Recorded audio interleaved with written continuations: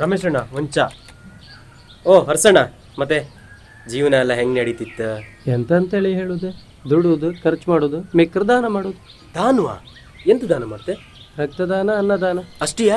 ಇನ್ನೊಂದು ದಾನ ಇತ್ತು. ಆ ದಾನ ಮಾಡ್ರೆ ಇಡೀ ದೇಶದ ಭವಿಷ್ಯವೇ ಬದಲತ್. ಅದೆಂತ ದಾನ ಮರೆ? ಅದೇ ಮತದಾನ. ನಿಂಗೆ ಮಾಡು ಬೇರೆ ಕೆಲಸ ಇತ್ತ ಕಣ್. 500 ರೂಪಾಯಿ ಒಂದು ಕ್ವಾರ್ಟರ್ ಕೊಟ್ರು ಓಟ್ ಹಾಕಿ ಬತ್ತು. ಇನ್ನು ಅನ್ಕಣಂಗಿನ ನಾ ಬದಿಗೆ ಹೊತ್ತಿಲ್ಲ. ಅಲ್ಲ ಮರೆಯ, ಮತದಾನ ಅನ್ನೋದು ನಮ್ಮ ಹಕ್ಕಿದ್ದಂಗೆ. ನಮ್ಮ ಹಕ್ಕಿಗೆ ಮೋಸ ಮಾಡಿದ್ರೆ ಹೆಂಗೆ? ನೀನೇ ರಾಜನ್ ಮಾಡೋ ಅಸ್ತ್ರ.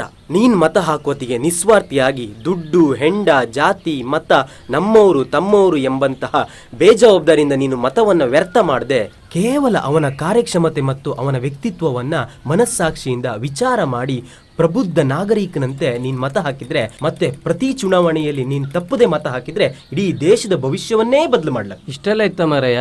ಈ ಕಣ ನಾನ್ ಮಾತ್ರ ಅಲ್ಲ, ಪಕ್ಕದ ಮನೆಯವರಿಗೂ ಬಂದು ಓಟ್ ಹಾಕಿ ಕೇಳ್ತೆ. ನಮ್ಮ ಹರ್ಸಣ್ಣ ಅಂದ್ರೆ ಇದು.